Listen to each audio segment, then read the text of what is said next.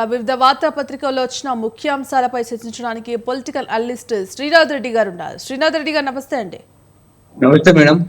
శ్రీనాథ్ రెడ్డి గారు, ముఖ్యంగా ప్రధానంగా ముఖ్య అంశం చూసుకుంటే కనుక తెలంగాణలో ఇప్పుడు హాట్ టాపిక్గా మారుతున్నటువంటి పరిస్థితి అంటే సెంట్రల్ యూనివర్సిటీ భూములు కావన్నారు, చెట్లు పెరిగితే అడవులు అవుతుందా అని హేళన చేశారు. మరి జింకలే లేవు, నెమళ్ళు ఎక్కడ లేవు, అవన్నీ గ్రాఫిక్స్ అంటూ కూడా పేర్కొంటున్నారు. ఇప్పుడేమో మళ్ళీ కొత్తగా ఎకో పార్క్ అంటూ కూడా తెర మీదకి కొత్త డ్రామాను తీసుకొస్తున్నట్టు కొంత విమర్శలు వ్యక్తమవుతున్నాయి. మరి హెచ్సికి శాశ్వత పరిష్కారం లభిస్తోందా, లేకపోతే ఇలానే సమస్య ఊబిలో చిక్కుకుపోయే అవకాశం కల్పిస్తోందా? హైదరాబాద్ సెంట్రల్ యూనివర్సిటీ కేంద్రంగా జరుగుతున్నటువంటి తెలంగాణ రాజకీయ రగడ అనేక మలుపులు తీసుకుంటూ ఉన్నట్లు మనకు అర్థమవుతోంది మేడం. ప్రస్తుతానికి ఏదైతే కేటీఆర్ ప్రకటనతో కావచ్చు, లేదా ప్రజాస్వామ్యవాదులు, పర్యావరణ అభిమానులు చేస్తున్నటువంటి పోరాటానికి వారికి మద్దతుగా ఏదైతే హెచ్యు విద్యార్థుల ఆందోళన ఉద్ధృతమవుతున్నటువంటి తీరు, వీటన్నింటినీ గమనించినటువంటి కాంగ్రెస్ పార్టీ మంత్రులతో ఒక కమిటీ వేసింది. ఆ కమిటీలో చర్చ జరుగుతుండగానే పత్రికలలో ఏకో పార్క్ అనేటువంటి ఒక అంశాన్ని కూడా లీక్ అయి ప్రభుత్వం నుంచే లీక్ చేసినటువంటి విధానం మనకు కొంత అర్థమవుతున్నటువంటి పరిస్థితి కనిపిస్తుంది. అంటే హెచ్సియులో ముందుకు వెళ్ళలేక వెనక్కి వెళ్ళలేక మొత్తానికి చాలా ఇబ్బందులు పడుతున్నట్లుగా అర్థమవుతోంది కాంగ్రెస్ పార్టీ పరిస్థితిని బట్టి చూస్తే. ఏదేమైనా హైదరాబాద్ సెంట్రల్ యూనివర్సిటీలో ఒక్కసారిగా పోలీసుల అండదండలను అడ్డం పెట్టుకొని 400 జేసీబీలతో హెచ్సియును చేసేటటువంటి క్రమంలో ప్రజా వ్యతిరేకత వచ్చినటువంటి విధానం కొంత కాంగ్రెస్ లో కలవరపాటుకు గురి చేసింది.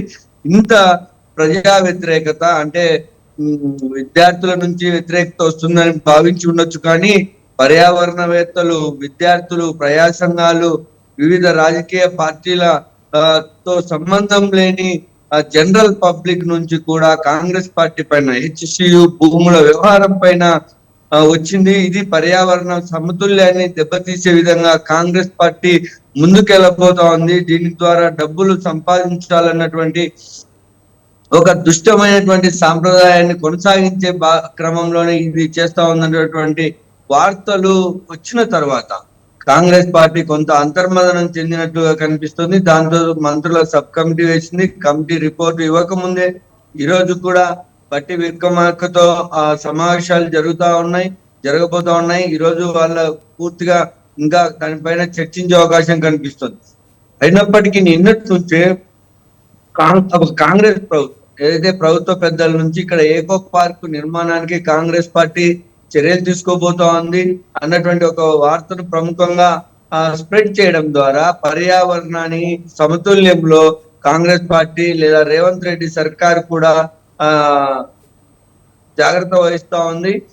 ఆ విధంగా ముందుకెళ్తా ఉందన్నటువంటి ఒకే ఒక ఇంటిమేషన్ ని పాస్ చేయడానికి, ఒక మెసేజ్ ని ప్రజల్లో పాస్ చేయడం ద్వారా పర్యావరణ ప్రేమికుల నుంచి కొంత వ్యతిరేకతను తగ్గించుకోవడం కోసం ఈ ఎత్తుగడ వేసి ఉండవుతున్నటువంటిది స్పష్టమవుతా ఉంది.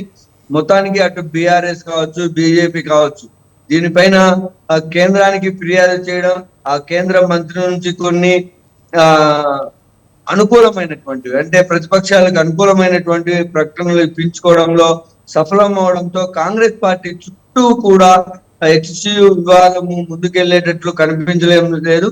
దీంట్లో హెచ్సియు భూములు ప్రభుత్వానికి రాకపోగా ప్రజల్లో కూడా బద్నాం అయ్యే పరిస్థితి బాగా స్పష్టంగా కనిపించింది.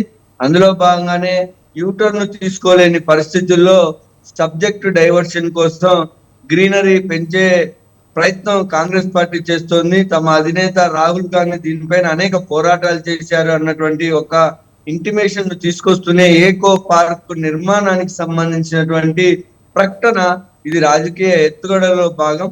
హెచ్సియులో తమకు జరుగుతున్నటువంటి నష్టాన్ని పూడ్చుకోవడానికి తెలంగాణ సర్కారు చేసినటువంటి ఇది పొలిటికల్ చెస్ మాత్రమని నేను వ్యక్తిగతంగా భావిస్తున్నాను. అయితే శ్రీనాథ్ రెడ్డి గారు, ముఖ్యంగా మరి ఆనాడు యూనివర్సిటీ విద్యార్థులను కలవడానికి వచ్చిన రాహుల్ గాంధీ ఇప్పుడెందుకు ఈ భూమి వ్యవహారంలో, హెచ్సియు భూమి వ్యవహారంలో ఎందుకు స్పందించలేదంటూ కూడా కొంత విద్యార్థుల నుంచి విమర్శలు వ్యక్తమవుతున్న పరిస్థితి కనిపిస్తోంది. మరి దీన్ని ఏ విధంగా చూడొచ్చు? ఇక్కడ కాంగ్రెస్ పార్టీకి సంబంధించినటువంటి కీలక నేత రాహుల్ గాంధీ గతంలో ఇతర రాష్ట్రాల్లో చేసినటువంటి ప్రకటన అక్కడ కాంగ్రెస్ పార్టీ ప్రతిపక్షంలో ఉంది. తెలంగాణలో కాంగ్రెస్ పార్టీ అధికారంలో ఉంది. కాంగ్రెస్ పార్టీకి సంబంధించినటువంటి ప్రభుత్వమే ఇక్కడ పర్యావరణానికి వ్యతిరేకంగా జేసీబీల సహాయంతో పోలీసుల అండదండలతో ముందుకెళ్తాం.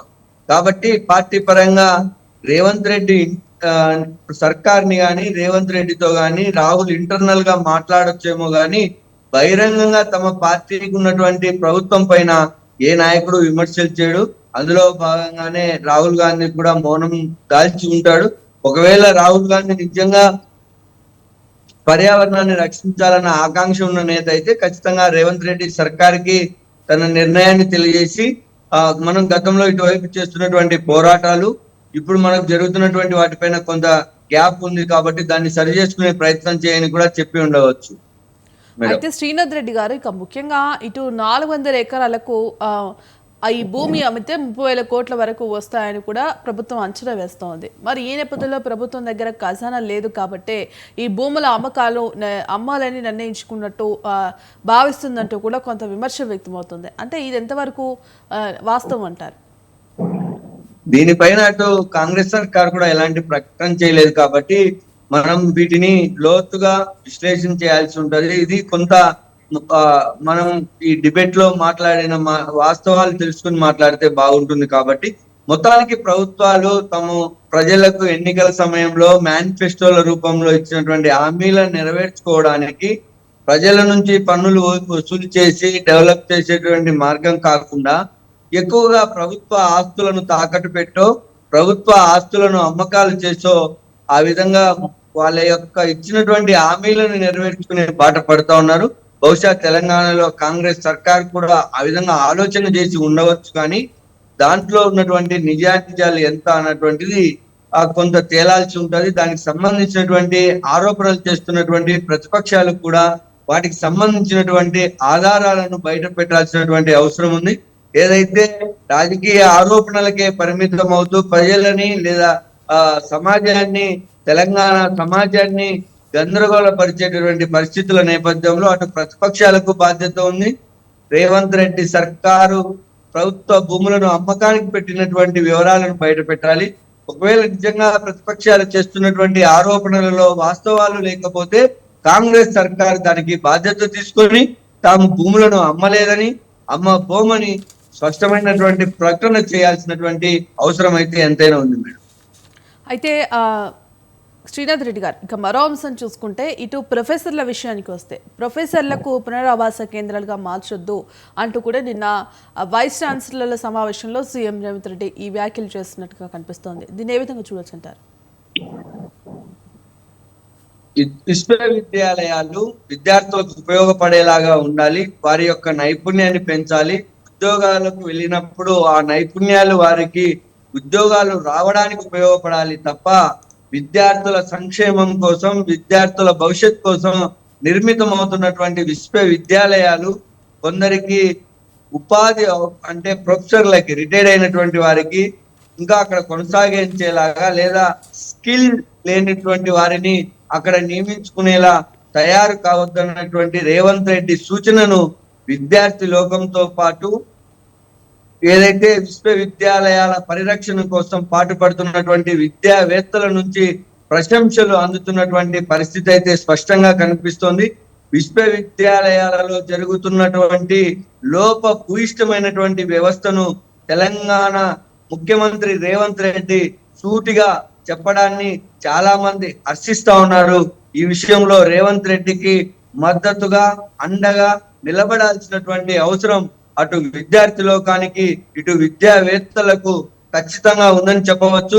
ఏదైతే మారుతున్న పరిస్థితులకు అనుగుణంగా కొత్త కోర్సులను ఏర్పాటు చేయకుండా పాత కోర్సులనే పెట్టడం వెనుక అక్కడ బోధించేటటువంటి వారు కొత్త కోర్సులను పెడితే వారికి ఆ సబ్జెక్టు పైన అవగాహన లేకపోవడం వల్ల అటువైపు ప్రయత్నం చేయలేదన్నటువంటి రేవంత్ రెడ్డి చెప్పినటువంటి మాటలు అక్షరాల 100% నిజము.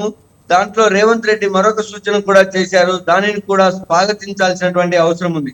ఒకవేళ కొత్త కోర్సులు పెట్టే క్రమంలో అక్కడ ఉన్నటువంటి ప్రొఫెసర్లు వాటిని బోధించలేకపోతే అక్కడ ఉన్న ప్రొఫెసర్లని బోధన ఏతర అంటే పరిపాలనా విభాగానికి బదిలీ చేయండి, అక్కడ వారి యొక్క సేవలను ఆ ఉపయోగించుకుంటున్నటువంటి రేవంత్ రెడ్డి సూచన విశ్వవిద్యాలయాలలో లోపభూయిష్టమైనటువంటి వ్యవస్థ ఎంత పాతుకుపోయిందో చెప్పడానికి నిదర్శనంగా కనిపిస్తోంది.